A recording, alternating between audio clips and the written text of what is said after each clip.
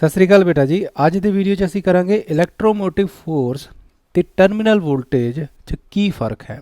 ਕੋਈ ਵੀ ਸੈੱਲ ਹੋਵੇ ਉਹਦਾ ਈਐਮਐਫ ਅਲੱਗ ਹੋਏਗਾ ਤੇ ਟਰਮੀਨਲ ਵੋਲਟੇਜ ਅਲੱਗ ਹੋਏਗੀ। ਇਹਨਾਂ ਦੋਨਾਂ ਵਿੱਚ ਕੀ ਫਰਕ ਹੈ। ਜੇ ਸਾਨੂੰ ਸੈੱਲ ਦੀ ਇੰਟਰਨਲ ਰੈਜ਼ਿਸਟੈਂਸ ਪਤਾ ਹੋਵੇ, ਇੰਟਰਨਲ ਰੈਜ਼ਿਸਟੈਂਸ, ਤਾਂ ਇਹ ਦੋਨਾਂ ਦੇ ਫਰਕ ਦੇਖਣਾ ਬਹੁਤ ਹੀ ਆਸਾਨ ਹੋ ਜਾਏਗਾ। ਦੇਖਦੇ ਹਾਂ ਕਹਿਣ ਦਾ ਭਾਵ ਕੀ ਹੈ। ਦੇਖੋ, ਹਾਲੇ ਤੱਕ ਅਸੀਂ ਕੋਈ ਵੀ ਸਰਕਟ ਬਣਾਉਂਦੇ ਹਾਂ, ਮੰਨ ਲਓ ਇੱਦਾਂ ਬੈਟਰੀ ਲਾਉਂਦੇ ਹਾਂ, ਅਸੀਂ ਇੱਕ ਰਜਿਸਟਰ ਲਾਣਾ ਹੋਏ ਇੱਧਰ ਲਾਤਾ ਤੇ ਅਸੀਂ ਇੱਥੇ ਕਹਿ ਦਿੰਦੇ ਹਾਂ ਇਹ ਜਿਹੜਾ ਵੋਲਟੇਜ ਸਾਨੂੰ ਮਿਲ ਰਹੀ ਹੈ ਉਹ ਮਿਲ ਰਹੀ ਹੈ 10 ਵੋਲਟ ਦੀ। ਇਹ ਜਿਹੜੀ ਵੋਲਟੇਜ ਅਸੀਂ ਕਹਿ ਰਹੇ ਹਾਂ ਇਹ ਹੈ ਟਰਮੀਨਲ ਵੋਲਟੇਜ। ਟਰਮੀਨਲ ਵੋਲਟੇਜ ਇਹਦੇ ਦਾ ਮਤਲਬ ਕੀ ਹੈ? ਟਰਮੀਨਲ ਦਾ ਮਤਲਬ ਕੀ ਹੈ?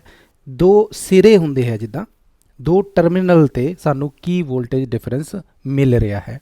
ਬਟ ਇਹ ਇੱਕ ਚੀਜ਼ ਦਾ ਖਿਆਲ ਨਹੀਂ ਰੱਖਦਾ ਕਿ ਇਸ ਚੀਜ਼ ਦਾ ਇੰਟਰਨਲ ਰੈਜ਼ਿਸਟੈਂਸ ਦਾ, ਯਾਨੀ ਕਿ ਇੱਥੇ ਹੀ ਹੋ ਸਕਦਾ ਹੈ ਇਹਦਾ ਈਐਮਐਫ ਜਿਹੜਾ ਈ ਹੈ ਉਹ 12 ਵੋਲਟ ਦਾ ਹੋਵੇ, ਪਰ ਸਾਨੂੰ ਜਿਹੜਾ ਟਰਮੀਨਲ ਤੇ ਵੋਲਟੇਜ ਮਿਲ ਰਹੀ ਹੈ ਉਹ ਮਿਲ ਰਹੀ ਹੈ 10 ਵੋਲਟ ਦੀ। ਇਹ ਡਿਫਰੈਂਸ ਕੀ ਹੈ? ਘੱਟ ਕਿਉਂ ਮਿਲ ਰਹੀ ਹੈ ਸਾਨੂੰ?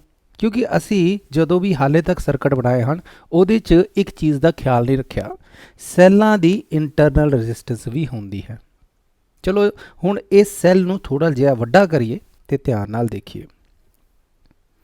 ਮੰਨ ਲਓ ਹੁਣ ਸੈੱਲ ਜਿਹੜਾ ਪੈਨਸਿਲ ਸੈੱਲ ਆਉਂਦਾ ਹੈ ਉਹ ਮੈਂ ਬਣਾ ਰਿਹਾ ਹਾਂ ਇੱਥੇ ਸਮਝਣ ਵਾਸਤੇ, ਹੈ ਨਾ। ਉਹ ਡੰਡੇ ਰਾਹੀਂ ਨਹੀਂ, ਅਸੀਂ ਇੱਦਾਂ ਕਰਕੇ ਨਹੀਂ ਦੱਸ ਰਹੇ, ਠੀਕ ਹੈ। ਪੂਰਾ ਚੰਗੀ ਤਰ੍ਹਾਂ ਐਕਸਪਲੇਨ ਕਰ ਰਹੇ ਹਾਂ ਕਿ ਇੱਦਾਂ ਹੁੰਦਾ ਹੈ ਕੋਈ ਸੈੱਲ, ਤੇ ਇੱਦਾਂ ਅਸੀਂ ਵਾਇਰਾਂ ਲਾ ਕੇ ਇੱਕ ਰੈਜ਼ਿਸਟੈਂਸ ਕੁਝ ਵੀ ਹੋ ਸਕਦੀ ਹੈ, ਬਲਬ ਲਾ ਲਓ, ਜੋ ਮਰਜ਼ੀ ਚੀਜ਼ ਲਾ ਲਓ ਤੁਸੀਂ ਇੱਥੇ, ਹੈ ਨਾ। ਇਹ ਕੀ ਹੈ? ਰੈਜ਼ਿਸਟੈਂਸ। ਇਹ ਸੈੱਲ ਤੋਂ ਬਾਹਰ ਹੈ, ਹਾਂਜੀ। ਇਹਨੂੰ ਆਰ ਮੰਨ ਲਓ, ਇਹਨੂੰ ਤੁਸੀਂ ਐਕਸਟਰਨਲ ਰੈਜ਼ਿਸਟੈਂਸ ਵੀ ਕਹਿ ਸਕਦੇ ਹੋ। ਬਾਹਰ ਦੀ ਰੈਜ਼ਿਸਟੈਂਸ।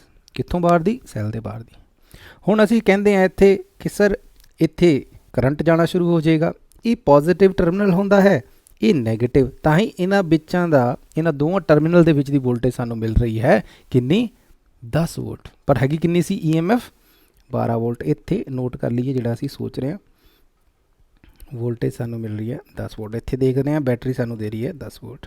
ਦੇਖੋ ਹੁਣ ਸਰ ਈਐਮਐਫ ਕਿਉਂ ਕਹਿ ਰਹੇ ਹੋ ਤੁਸੀਂ 12 ਵੋਲਟ ਦਾ ਹੈ ਬਟ ਵੋਲਟੇਜ ਸਾਨੂੰ 10 ਵੋਲਟ ਦੀ ਮਿਲ ਰਹੀ ਹੈ? ਮੰਨ ਲਓ ਅਸੀਂ ਇੱਥੇ ਕਰੰਟ ਦੇਖਦੇ ਹਾਂ, ਇਹ ਐਕਸਟਰਨਲ ਰੈਜ਼ਿਸਟੈਂਸ ਕੰਮ ਦੀ ਨਹੀਂ ਹੈਗੀ। ਮੰਨ ਲਓ ਸਾਨੂੰ ਜਿਹੜਾ ਕਰੰਟ ਮਿਲਦਾ ਪਿਆ ਹੈ ਉਹ ਮਿਲਦਾ ਪਿਆ ਹੈ 1 ਐਂਪੀਅਰ ਦਾ।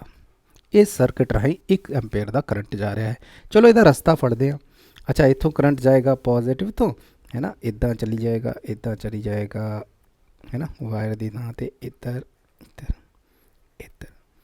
ਇਹਦੇ ਬਾਅਦ ਇਸ ਪੁਆਇੰਟ ਦੇ ਬਾਅਦ ਕੀ ਕਰੰਟ ਗਾਇਬ ਹੋ ਜਾਂਦਾ ਹੈ, ਫਿਰ ਉੱਥੋਂ ਨਿਕਲਦਾ ਦੂਜੇ ਪਾਸਿਓਂ।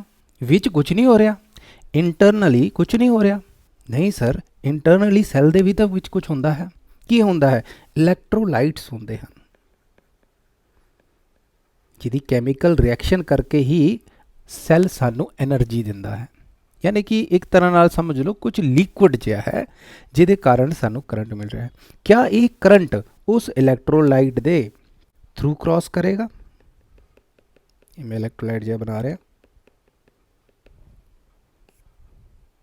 ਕਿ ਨਹੀਂ ਕਰੇਗਾ? हाँ सर, नहीं तो सर्किट कंप्लीट होएगा ही नहीं। फिर तो एक पॉजिटिव तो निकलिया, नेगेटिव तो खत्म कह देंगे सी असी, है ना। बट बेटा एक्चुअल च देखो तो इन्हें इंटरनली भी जाना है, तो ये जिहड़ा करंट होएगा ये अंदरों भी जाएगा, जिहड़ा असी दिखाते नहीं ज़्यादातर, ठीक है ना। ज़्यादातर फर्क नहीं पैंदा इन्ना, इन्नी इंटरनल रजिस्टेंस हुंदी नहीं। हुण इनू असी दिखाना है जिद्दां एक्सटर्नल रजिस्टेंस है, तो इनू विखाण वास्ते असी या तो इदां कर दईए, इदां, इनू ना दे दईए स्मॉल आर दा, तो इनू कह दईए इंटरनल रजिस्टेंस, है ना। What is internal resistance? Resistance offered by the cell itself, cell ਆਪੇ ਹੀ ਜਿੰਨੀ ਰੈਜ਼ਿਸਟੈਂਸ ਦਿੰਦਾ ਹੈ, ਕਿਉਂਕਿ ਉਹਦੇ ਵਿੱਚ ਕੀ ਹੈ, ਇਲੈਕਟ੍ਰੋਲਾਈਟ ਹੈ, ਕਰੰਟ ਪਾਸ ਕਰੇਗਾ, ਰੈਜ਼ਿਸਟ ਕਰੇਗਾ, ਇਲੈਕਟ੍ਰੋਲਾਈਟ ਉਹਨੂੰ ਪਾਸ ਨਹੀਂ ਹੋਣ ਦੇਗਾ, ਤਾਂ ਕਰਕੇ ਵੀ ਤਾਂ ਇੱਕ ਰੈਜ਼ਿਸਟੈਂਸ ਆਏਗੀ। ਉਹਨੂੰ ਸਮਾਲ ਆਰ ਨਾਲ ਅਸੀਂ ਦਿਖਾ ਰਹੇ ਹਾਂ, ਜਿੱਥੇ ਕੀ ਕਹਿ ਰਹੇ ਹਾਂ, ਇੰਟਰਨਲ, ਅੰਦਰੂਨੀ ਰੈਜ਼ਿਸਟੈਂਸ। ਠੀਕ ਹੈ, ਹੁਣ ਇਸ ਰੈਜ਼ਿਸਟੈਂਸ ਨਾਲ ਕੀ ਫਰਕ ਪਵੇਗਾ? ਸਿੰਪਲ ਜੀ ਗੱਲ ਹੈ, ਜੇ ਮੈਂ ਤੁਹਾਨੂੰ ਇਹ ਕੁਐਸਚਨ ਪੁੱਛਿਆ ਹੁੰਦਾ ਕਿ ਇੱਕ ਰਜਿਸਟਰ ਹੈ 2 ਓਮ ਦਾ, ਉੱਥੇ ਕਰੰਟ ਗਿਆ ਮੰਨ ਲਓ 1 ਐਂਪੀਅਰ, ਇਹਦੇ ਅਕ੍ਰੋਸ ਪੋਟੈਂਸ਼ੀਅਲ ਡ੍ਰੌਪ ਕਿੰਨਾ ਹੋਏਗਾ? ਤੁਸੀਂ ਕਹੋਗੇ ਸਰ ਫਾਰਮੂਲਾ ਹੈ V = RI, ਲਾ ਦਾਂਗੇ। R ਹੈ 2, 1 ਐਂਪੀਅਰ ਦਾ ਕਰੰਟ ਹੈ ਸਰ, 2 ਵੋਲਟ ਦਾ ਡ੍ਰੌਪ ਹੋਏਗਾ, ਯਾਨੀ ਕਿ 2 ਵੋਲਟ ਖਾ ਜਾਏਗਾ, ਇਹ ਰਜਿਸਟਰ ਖਾ ਜਾਏਗਾ। ਉਸੇ ਤਰ੍ਹਾਂ ਹੁਣ ਜੇ ਅਸੀਂ ਇਸ ਫਿਗਰ ਨੂੰ ਦੇਖੀਏ ਤੇ ਮੈਂ ਤੁਹਾਨੂੰ ਪੁੱਛਾਂ ਕਿ ਇੱਥੇ ਵੀ ਤਾਂ 1 ਐਂਪੀਅਰ ਜਾ ਹੀ ਰਿਹਾ ਨਾ, ਤੇ ਇਹ ਹੁਣ ਅੰਦਰ ਦੀ ਰੈਜ਼ਿਸਟੈਂਸ ਮੰਨ ਲਓ ਇੱਕ ਵੈਲਿਊ ਦੇ ਦਈਏ ਇਹਨੂੰ, ਮੰਨ ਲਓ ਇਹ 2 ਓਮ ਦੀ ਰੈਜ਼ਿਸਟੈਂਸ ਹੈ ਇੰਟਰਨਲ, ਤਾਂ ਕਿਆ ਪੋਟੈਂਸ਼ੀਅਲ ਡ੍ਰੌਪ ਹੋਏਗਾ? ਹੋਏਗਾ, ਜਿੱਦਾਂ ਇੱਥੇ ਹੋਇਆ। ਕਿੰਨਾ ਹੋਇਆ ਸਰ? ਜਿੱਥੇ ਇਹ ਅਸੀਂ ਕੈਲਕੂਲੇਟ ਕਰ ਚੁੱਕੇ ਹਾਂ, ਜੇ 2 ਓਮ ਦੀ ਹੋਏਗੀ, 1 ਐਂਪੀਅਰ ਦਾ ਕਰੰਟ ਜਾਏਗਾ ਉਹਦੇ ਥਰੂ, ਤਾਂ 2 ਵੋਲਟ ਦਾ ਡ੍ਰੌਪ ਹੋਣਾ ਚਾਹੀਦਾ, ਤਾਂ ਇੱਥੇ ਵੀ 2 ਵੋਲਟ ਡ੍ਰੌਪ ਹੋ ਜਾਏਗਾ, ਇੰਟਰਨਲੀ ਹੀ ਡ੍ਰੌਪ ਹੋ ਗਿਆ। ਯਾਨੀ ਕਿ ਬੈਟਰੀ ਨੂੰ ਜਦੋਂ ਵੀ ਕਰੰਟ ਸਟਾਰਟ ਕੀਤਾ ਤੁਸੀਂ ਲੈਣਾ, ਕਰੰਟ ਜਿੱਦਾਂ ਹੀ ਪਾਸ ਹੋਏਗਾ ਉਹ ਇੰਟਰਨਲੀ ਵੀ ਤਾਂ ਜਾਏਗਾ, ਤਾਂ ਉਹਨੇ ਆਪੇ ਹੀ 2 ਵੋਲਟ ਖਾ ਜਾਣੇ ਹੈ। ਠੀਕ ਹੈ, ਹੁਣ ਥੋੜਾ ਧਿਆਨ ਦਿਓ, ਅਸੀਂ ਜੋ ਕੁਐਸਚਨ ਸਟਾਰਟ ਕੀਤਾ ਸੀ, EMF ਕਿੰਨਾ ਸੀ? 12 ਵੋਲਟ। ਵੋਲਟੇਜ ਬਾਹਰ ਕਿੰਨੀ ਮਿਲਦੀ ਪਈ ਹੈ? 10 ਵੋਲਟ। ਬਾਕੀ 2 ਵੋਲਟ ਕਿੱਥੇ ਗਿਆ? ਸਰ ਜਿਹੜੀ ਅੰਦਰਲੀ ਰੈਜ਼ਿਸਟੈਂਸ ਸੀ ਉਹੀ ਇਹਨੂੰ ਖਾ ਗਈ। ਹੁਣ ਥੋੜਾ ਜਿਹਾ ਸਮਝ ਲੈਂਦੇ ਹਾਂ, ਥੋੜਾ ਲੈਂਗੁਏਜ ਕਰ ਲੈਂਦੇ ਹਾਂ, ਜਿਹੜਾ ਕਨਸੈਪਟ ਸਮਝਿਆ। ਇਲੈਕਟ੍ਰੋਮੋਟਿਵ ਫੋਰਸ ਜਾਂ EMF ਸੈੱਲ ਦਾ ਕੀ ਕਲਾਏਗਾ? ਇਹ ਪੋਟੈਂਸ਼ੀਅਲ ਡਿਫਰੈਂਸ ਹੈ ਅਕ੍ਰੋਸ ਟਰਮੀਨਲ, ਜਿਹੜੇ ਸੈੱਲ ਦੇ ਟਰਮੀਨਲ ਹਨ ਉਹਦੇ ਅਕ੍ਰੋਸ ਜਿਹੜੀ ਵੋਲਟੇਜ ਹੈ, ਇਹ ਜਦੋਂ ਮਿਲੇਗੀ ਜਦੋਂ ਅਸੀਂ ਕੋਈ ਕਰੰਟ ਇਹਦੇ ਤੋਂ ਡਰਾ ਨਾ ਕਰੀਏ, ਕੋਈ ਵੀ ਕਰੰਟ ਖਿੱਚਿਆ ਨਾ ਜਾਏ। ਯਾਨੀ ਕਿ ਸੈੱਲ ਮੰਨ ਲਓ ਕਿਸੇ ਵੀ ਸਰਕਟ 'ਚ ਲੱਗਾ ਨਹੀਂ ਹੋਇਆ, ਉਹਦੇ 'ਚੋਂ ਕਰੰਟ ਨਹੀਂ ਜਾ ਰਿਹਾ, ਇੰਟਰਨਲੀ ਕਰੰਟ ਪਾਸ ਨਹੀਂ ਹੋ ਰਿਹਾ। ਟਰਮੀਨਲ ਵੋਲਟੇਜ ਆਫ ਸੈੱਲ ਕੀ ਹੈ? ਜਿਹੜੀ ਹਾਲੇ ਤੱਕ ਅਸੀਂ ਯੂਜ਼ ਕਰਦੇ ਆਏ ਹਾਂ, ਇਹਨੂੰ ਅਸੀਂ V ਸਾਈਨ ਨਾਲ ਨੋਟ ਕਰਦੇ ਆਏ ਹਾਂ। EMF ਨੂੰ ਨਵੀਂ ਚੀਜ਼ ਹੈ, ਇਹਨੂੰ E ਨਾਲ ਅਸੀਂ ਡਿਨੋਟ ਕਰ ਦਿੰਦੇ ਹਾਂ। ਟਰਮੀਨਲ ਵੋਲਟੇਜ ਆਫ ਸੈੱਲ ਕੀ ਹੈ? ਦੇਖੋ, ਦ ਪੋਟੈਂਸ਼ੀਅਲ ਡਿਫਰੈਂਸ ਅਕ੍ਰੋਸ ਟਰਮੀਨਲ ਹੀ ਹੈ, but van the current is drone from the cell, ਜਦੋਂ ਅਸੀਂ ਡਰਾ ਕਰਨਾ ਸ਼ੁਰੂ ਕਰਤਾ ਕਿਸੇ ਸਰਕਟ 'ਚ, ਉਸ ਸੈੱਲ ਨੂੰ ਲਾ ਦਾਂਗੇ ਤਾਂ ਉਹਦੀ ਇੰਟਰਨਲ ਰੈਜ਼ਿਸਟੈਂਸ ਜਿਹੜੀ ਹੈ ਉਹ ਵੀ ਇੱਕ ਤਰ੍ਹਾਂ ਦਾ ਪੋਟੈਂਸ਼ੀਅਲ ਡ੍ਰੌਪ ਕਰ ਦੇਗੀ, ਤੇ ਸਾਨੂੰ ਜਿਹੜੀ ਟਰਮੀਨਲ ਵੋਲਟੇਜ ਹੈ ਉਹ ਘੱਟ ਹੀ ਮਿਲਦੀ ਹੈ ਹਮੇਸ਼ਾ EMF ਤੋਂ। ਤਾਂ ਇਹੀ ਮੈਂ ਥੱਲੇ ਇੱਥੇ ਲਿਖਿਆ ਹੋਇਆ ਹੈ, EMF will be always greater then V terminal voltage. ਕਿਉਂ? ਕਿਉਂਕਿ ਕੁਝ ਡ੍ਰੌਪ ਆਪੇ ਹੀ ਬੈਟਰੀ ਨੇ ਆਪਣੀ ਰੈਜ਼ਿਸਟੈਂਸ ਦੇ ਕਾਰਨ ਕਰ ਦੇਣਾ ਹੈ, ਜਿਹਨੂੰ ਅਸੀਂ ਕੀ ਕਹਿੰਦੇ ਹਾਂ? Internal resistance. ਹੁਣ ਇਹਨੂੰ ਸ਼ਬਦਾਂ 'ਚ ਰਾਹੀਂ ਕਹਿ ਸਕਦੇ ਹਾਂ, ਜਿਹੜਾ ਅਸੀਂ ਐਗਜ਼ਾਮਪਲ ਕੀਤਾ, when current is not drawn from the cell the terminal voltage is called EMF। ਠੀਕ ਹੈ ਨਾ, ਤਾਂ ਜੇ ਅਸੀਂ ਕਰੰਟ ਡਰਾ ਨਾ ਕਰੀਏ ਤੇ ਟਰਮੀਨਲ ਵੋਲਟੇਜ ਲਾਈਏ ਤਾਂ ਅਸੀਂ ਕਹਿ ਸਕਦੇ ਹਾਂ ਕਿ 12 ਵੋਲਟ ਦੀ ਉਹਦੇ EMF ਹੈ ਉਸ ਸੈੱਲ ਦਾ, ਹਾਲੇ ਯੂਜ਼ ਨਹੀਂ ਕੀਤਾ, ਕਿਸੇ ਸਰਕਟ 'ਚ ਨਹੀਂ ਲਾਇਆ। When current is drawn by closing a circuit, ਜਦੋਂ ਅਸੀਂ ਕਲੋਜ਼ ਕਰ ਦਿੰਦੇ ਹਾਂ ਸਰਕਟ ਨੂੰ, ਯਾਨੀ ਕਿ ਕਰੰਟ ਡਰਾ ਕਰਦੇ ਹਾਂ, ਹੁਣ ਕੋਈ ਰੈਜ਼ਿਸਟੈਂਸ ਲਾ ਦਿੰਦੇ ਹਾਂ, ਸਰਕਟ ਚਲਾ ਦਿੰਦੇ ਹਾਂ ਸੈੱਲ ਨੂੰ, the current passes through the internal resistance of the cell also, ਹੈ ਨਾ, ਬਾਹਰ ਤਾਂ ਜਾਏਗਾ ਹੀ ਕਰੰਟ, ਬਟ ਜਿਹੜੀ ਇੰਟਰਨਲ ਰੈਜ਼ਿਸਟੈਂਸ ਹੈ ਉਹਦੇ ਥਰੂ ਵੀ ਜਾਏਗਾ, and there will be a potential drop. ਇਹਦੇ ਕਾਰਨ ਇੰਟਰਨਲ ਰੈਜ਼ਿਸਟੈਂਸ ਜਿਹੜਾ ਹੈ ਕੁਝ ਪੋਟੈਂਸ਼ੀਅਲ ਘਟਾ ਦੇਗੀ, ਡ੍ਰੌਪ ਕਰ ਦੇਗੀ, ਜਿੱਦਾਂ ਸਾਡਾ 2 ਵੋਲਟ ਦਾ ਡ੍ਰੌਪ ਆਇਆ ਸੀ। ਸੋ we get less voltage, 10 volt is equal to 12 minus 2, 2 drop हो गया across terminal, सानू घट voltage मिलती है across terminal, this remaining voltage is called terminal voltage, ਤਾਂ ਸਾਨੂੰ ਹਮੇਸ਼ਾ ਘੱਟ ਹੀ ਮਿਲ ਰਹੀ ਹੈ, ਤੁਸੀਂ ਇਸ ਤਰ੍ਹਾਂ ਸਮਝ ਸਕਦੇ ਹੋ। ਇੱਥੇ ਇੱਕ ਹੋਰ ਚੀਜ਼ ਕਿ ਸਰ ਅਸੀਂ ਜੇ ਇਹਦੇ ਪਿਕਚਰ ਡਾਇਗਰਾਮ ਬਣਾਉਣੇ ਹੋਣ, ਕਿਆ ਡਾਇਗਰਾਮ ਹੁਣ ਇਹ ਪੈਨਸਲ ਸੈੱਲ ਪੂਰਾ ਬਾਰ-ਬਾਰ ਬਣਾਉਣਾ ਪਏਗਾ? ਨਹੀਂ। ਦੇਖੋ, ਅਸੀਂ ਇੱਕ ਤਾਂ ਤਰੀਕਾ ਇੱਦਾਂ ਅਸੀਂ ਕੀਤਾ ਸੀ ਕਿ ਇੱਦਾਂ ਬੈਟਰੀ ਹੈ ਅਤੇ ਅੰਦਰ ਬਣਾ ਦਿਓ ਇਹਦੇ ਇੱਕ ਇੰਟਰਨਲ ਰੈਜ਼ਿਸਟੈਂਸ, ਹੈ ਨਾ, ਮੰਨ ਲਓ 2 ਓਮ ਦੀ। ਠੀਕ ਹੈ, ਬਟ ਇਹ ਤਰੀਕਾ ਥੋੜ੍ਹਾ ਸਰਕਟ 'ਚ ਠੀਕ ਨਹੀਂ ਰਹਿਣਾ, ਤਾਂ ਉਹਦੇ ਕਾਰਨ ਜਿਹੜਾ ਅਸੀਂ ਪਹਿਲੇ ਕਰਦੇ ਸੀ, ਸੈੱਲ ਵਾਸਤੇ ਇੱਦਾਂ ਲਾ ਦਿੰਦੇ ਸੀ। ਠੀਕ ਹੈ, ਹੁਣ ਇੰਟਰਨਲ ਰੈਜ਼ਿਸਟੈਂਸ ਦਿਖਾਣੀ ਹੈ ਤਾਂ ਜਾਂ ਤਾਂ ਇਹਦੇ ਅੰਦਰ ਇੱਦਾਂ ਦਿਖਾ ਦਿਓ, ਹੈ ਥੋੜ੍ਹੇ ਜਿਹਾ ਵਿੱਚ, ਬਟ ਇਹ ਵੀ ਥੋੜ੍ਹਾ ਜਿਹਾ ਅਜੀਬ ਲੱਗਣਾ। ਤਾਂ ਅਸੀਂ ਕੀ ਕਰਦੇ ਹਾਂ, ਇਹਦੇ ਨਾਲ ਸੀਰੀਜ਼ ਨਾਲ ਹੀ ਇੱਕ ਰੈਜ਼ਿਸਟੈਂਸ ਲਾ ਕੇ ਆਰ ਦੱਸ ਦਿੰਦੇ ਹਾਂ। ਇਹ ਪੂਰਾ ਜਿਹੜਾ ਹੈ ਇਹ ਦੋਨੋਂ ਚੀਜ਼ਾਂ ਸੈੱਲ ਹਨ, ਸਮਝੇ, ਇਹ ਦੋਨੋਂ ਚੀਜ਼ਾਂ ਸੈੱਲ ਹੈ, ਕੱਲਾ ਨਹੀਂ। ਬਟ ਇਹ ਬਸ ਬਾਹਰ ਸਾਡੀ ਕਨਵੀਨੀਅੰਸ ਵਾਸਤੇ ਬਾਹਰ ਇੰਟਰਨਲ ਰੈਜ਼ਿਸਟੈਂਸ ਦਿਖਾ ਰਹੇ ਹਾਂ। ਇਹਦਾ ਇਹ ਮਤਲਬ ਨਹੀਂ ਸੈੱਲ ਤੋਂ ਬਾਹਰ ਹੈ ਇਹ ਚੀਜ਼, ਬਟ ਆਰ ਸਮਾਲ ਆਰ ਤੋਂ ਸਮਝ ਜਾਓ। ਅੱਛਾ, ਇਹ ਦੋਨੋਂ ਮਿਲ ਕੇ ਸੈੱਲ ਬਣ ਰਹੇ ਆ, ਇਹਦੀ ਇੰਟਰਨਲ ਰੈਜ਼ਿਸਟੈਂਸ ਬਾਹਰ ਰੱਖੀ ਹੈ, ਜਿਹਦੇ ਕਰਕੇ ਇਹਦੀ ਕੈਲਕੂਲੇਸ਼ਨ ਕਰਕੇ ਹੀ ਅਸੀਂ ਟਰਮੀਨਲ ਵੋਲਟੇਜ ਦੱਸ ਸਕੀਏ।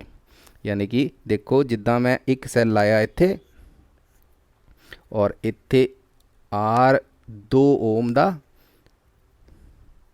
ਸਮਾਲ ਔਰ ਅਗਰ 2 ਓਮ ਦਾ ਕਹਿ ਰਹੇ ਹਾਂ, ਇਹਦਾ ਮਤਲਬ ਜਿਹੜਾ ਸਾਨੂੰ ਪੋਟੈਂਸ਼ੀਅਲ ਡ੍ਰੌਪ ਮਿਲਦਾ ਪਿਆ ਹੈ ਵੀ, ਜਿਹੜਾ ਹਾਲੇ ਤੱਕ ਕਹਿ ਰਹੇ ਹਾਂ, ਉਹ ਇਹਦੇ ਅਕਰੋਸ ਸਾਨੂੰ ਮਿਲਦਾ ਹੈ। ਇੱਕ ਕੁਐਸਚਨ ਰਾਹੀਂ ਬੜੀ ਆਸਾਨੀ ਨਾਲ ਅਸੀਂ ਸਮਝ ਸਕਦੇ ਹਾਂ। ਇੱਕ ਸੈੱਲ ਹੈ ਜਿਹਦਾ EMF 20 ਵੋਲਟ ਦਾ ਦਿੱਤਾ ਹੋਇਆ ਹੈ। ਇਹ ਇੱਕ ਰਜਿਸਟਰ ਨਾਲ ਕਨੈਕਟਡ ਹੈ, ਯਾਨੀ ਕਿ ਇਹਦੇ ਕੋਲ ਕਰੰਟ ਕੁਝ ਨਿਕਲ ਰਿਹਾ ਹੋਣਾ ਐਂਡ 2 ਐਂਪੀਅਰ ਦਾ ਕਰੰਟ ਇਹਦੇ ਕੋਲ ਨਿਕਲ ਰਿਹਾ ਹੈ ਸਰਕਟ 'ਚ। The internal resistance of the cell is 1 ohm. ਇਹ ਮੰਨਿਆ ਹੋਇਆ ਹੈ ਕਿ 1 ਓਮ ਦੀ ਇੰਟਰਨਲ ਰੈਜ਼ਿਸਟੈਂਸ ਹੈ। What will be its terminal voltage. ਇਹਦੀ ਟਰਮੀਨਲ ਵੋਲਟੇਜ ਸਾਨੂੰ ਕਿੰਨੀ ਮਿਲੇਗੀ? ਇੱਕ ਤਾਂ ਗੱਲ ਪਤਾ ਹੈ ਘੱਟ ਹੀ ਮਿਲੇਗੀ, ਪਰ ਕਿੰਨੀ ਘੱਟ, ਚਲੋ ਦੇਖਦੇ ਹਾਂ। ਸਭ ਤੋਂ ਪਹਿਲੇ ਇਹਦਾ ਡਾਇਗਰਾਮ ਅਸੀਂ ਥੋੜ੍ਹਾ ਡਰਾ ਕਰ ਲੈਂਦੇ ਹਾਂ। ਹੁਣ ਦੇਖੋ, डायग्राम ड्रॉ करने का तरीका है, पहले तो सैल बनाना है। उन सैल कंप्लीट बनाना है क्योंकि इंटरनल रेजिस्टेंस की गल कर रहा है, ठीक है। तो ये इत्थे रेजिस्टेंस लाती आर इज इक्वल टू किन्नी है 1 ओम दी इंटरनल रेजिस्टेंस, ठीक है। हुण देखो इधर असी एक रजिस्टर लाता, इन्हें क्या असी एक रजिस्टर लग गया है, तो रजिस्टर होएगा, कनैक्शन क्लोज होएगा तो ही करंट आएगा। दूजी गल दसी है करंट जिहड़ा जा रहा है 2 एंपेयर का जा रहा है, ठीक है ना। हुण ये पूछा गया है कि इहदे अक्रॉस सानू किन्नी पोटेंशियल मिलेगा, ठीक है। ये 2 पॉइंट, क्योंकि इंटरनल रेजिस्टेंस हुण असी इत्थे दिखाती है। तो देखो सानू पता होना चाहिए what will be the potential drop due to internal resistance, ठीक है ना। ये पहले कैलकुलेट कर लेने हाँ। V is equal to R I होंदा है, आर इंटरनल रेजिस्टेंस, इत्थे V is equal to R I की जगह जे स्मॉल आर ला दा, सेम ही गल है ना। जस्ट जिसका सानू याद रहे कि असी इंटरनल रेजिस्टेंस वास्ते कैलकुलेट कर रहे हैं, तो स्मॉल आर जिहड़ा है वो है 1 दा और करंट हो रहा है 2 एंपेयर का, तो ये आ गया 2 वोल्ट का ड्रॉप होएगा, ठीक है। तो सानू टर्मिनल ते कितना मिल जाएगा, इन्ने खा जाना है 2 वोल्ट, है ना। EMF की है जिहड़ा सानू दिता होया, कितना दिता सी V दा, है ना। तो इत्थे सानू कितना मिलेगा इहदे अक्रॉस, है ना, विच कितना माइनस हो गया, टर्मिनल वोल्टेज कितनी होएगी, टर्मिनल वोल्टेज EMF माइनस की potential drop due to internal resistance, जिहड़े असीं कैलकुलेट कर चुके हैं। EMF सी वीआं दा माइनस 2 वोल्ट घटा दो 18 वोल्ट की टर्मिनल वोल्टेज है, यानी कि साढ़े वास्ते असी उत्थे देखते हाँ उस सैल के अक्रॉस सानू टर्मिनल वोल्टेज जिहड़ी है 18 वोल्ट की रीडिंग आएगी। EMF किन्ने दी लंदे सी सैल वीआं दा, दो कित्थे गया वोल्ट सर, जिहड़ी रेजिस्टेंस है बैटरी दी वो भी एक रेजिस्टेंस जिहड़ा काम करगी, इंटरनल रेजिस्टेंस उन्ने ही अपनी जिहड़ी वोल्टेज है घटा लई है, तो सानू घट ही मिलेगी, 18 वोल्ट ही मिल सकती है इस केस से जदों असी 2 एंपेयर का करंट ड्रॉ कर रहे हैं।